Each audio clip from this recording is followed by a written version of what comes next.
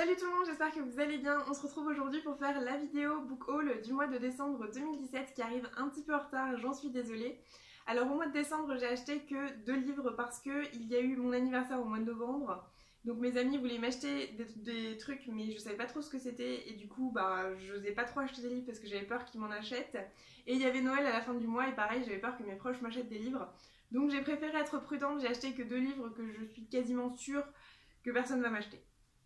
On commence tout de suite avec le premier livre, il s'agit de Bad Amour Interdit de Jake Ronover aux éditions Harlequin. Dans ce livre, on va suivre Vax qui vient juste de sortir de prison et qui cherche à retrouver son meilleur ami qui est responsable de son incarcération pour lui demander des explications. Sur sa route, il va trouver Dovie, la sœur de son meilleur ami, qui elle aussi cherche à le retrouver puisque celui-ci a disparu. Et ils vont essayer de coopérer pour mener à bien leurs recherches, mais ils vont en voir de toutes les couleurs. Alors j'ai lu les 3 premiers tomes de cette série, il y en a 4 en tout et je voudrais pas vous dire de bêtises mais il me semble qu'il y en a un 5e en écriture.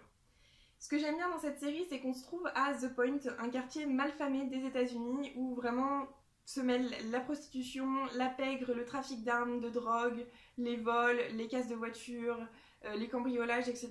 Ça c'est le pain quotidien vraiment des habitants de The Point.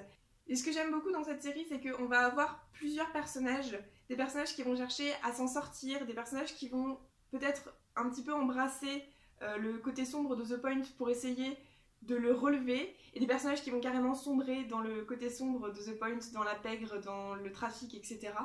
Et c'est vraiment très intéressant parce qu'on a un panel extrêmement varié de personnages, avec des intentions extrêmement différentes, et surtout ça dépeint extrêmement bien, je pense, la misère de ces quartiers-là. Alors encore une fois, je voudrais pas vous dire de bêtises, mais il me semble qu'il existe une piste audio pour ces livres-là, alors pas avec des musiques classiques comme on trouverait dans certaines pistes audio de livres, mais plutôt avec des bruits de la rue qui seraient en rapport avec ce qui se passe dans le livre. Encore une fois, je suis pas très sûre, faudrait vérifier sur internet, mais il me semble avoir lu ça quelque part.